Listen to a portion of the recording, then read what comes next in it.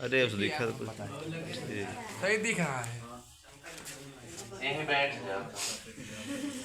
देखिए विद्युत चुंबकीय प्रेरण, विद्युत चुंबकीय प्रेरण। तो विद्युत चुंबकीय प्रेरण में हम एक कुंडली लेते हैं। क्या लेते हैं? कुंडली। और इस कुंडली को जोड़ दिया जाता है गैल्वेनोमीटर से। किससे जोड़ दिया जाता है? गैल्वेनोमीटर से। और इसके साथ हमने एक चुंबक लिया। चुंबक का ये क्या है? नॉर्थ सिरा। क्या है? नॉर्थ सिरा। तो विद्युत चुंबकीय प्रेरण क्या है? विद्युत चुंबकीय प्रेरण वह घटना है जिसमें चुंबक और कुंडली के बीच सापेक्षिक गति होती है। क्या होती है? सापेक्षिक गति का मतलब एक रेस्ट में रहेगा और एक मोशन में रहेगा। तो कुंडली किस में है? रेस्ट में। और चुंबक किस में होगा? मोशन में।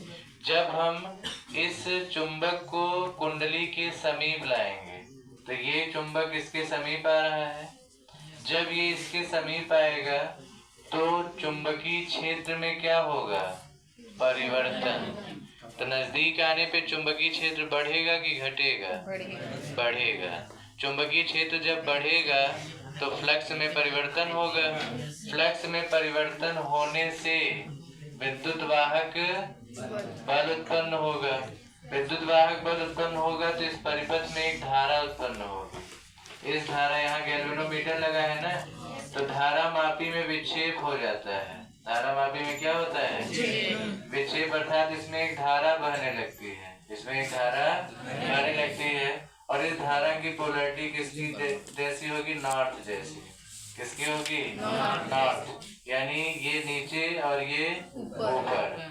तो जब ये इसके समीप आएगा तो ये नॉर्थ तो इसके पास आने का विरोध करेगा। इसी में एक लेंज का नियम हम लोग पढ़ते हैं। लेंज का नियम कहता है कि जो प्रेरित विद्युत वाहक बल या प्रेरित धारा है सदैव उस कारण का विरोध करती है जिससे वह उत्पन्न होती है। तो चुंबक के पास आने से उत्पन्न हो रही है तो चुंबक के पास आने का विरोध भी कर रही है। चुंबक के पास आने का विरोध कर रही है। दूसरे फिगर में देखेंगे, ये आपका कुंडली है। इस कुंडली को भी किससे जोड़ दिया गया? गैल्वेनोमीटर से।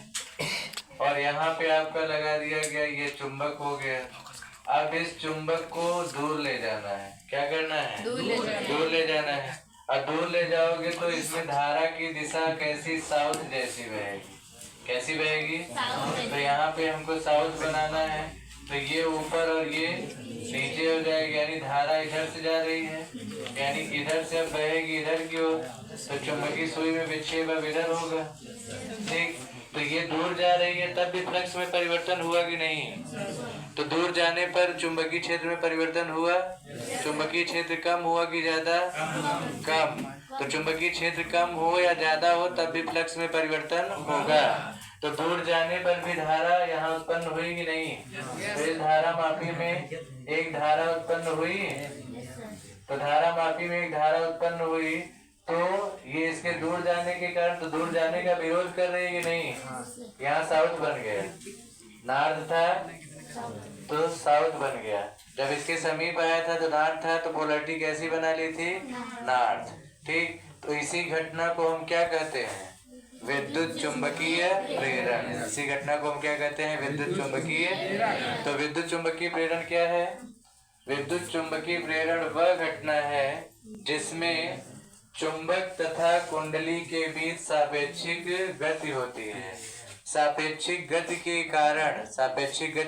कारण एक फ्लक्स में परिवर्तन होता है। फ्लक्स में परिवर्तन होने से एक विद्युत वाहक बल उत्पन्न होता है। जब कुंडली किसी परिपथ से जुड़ी होती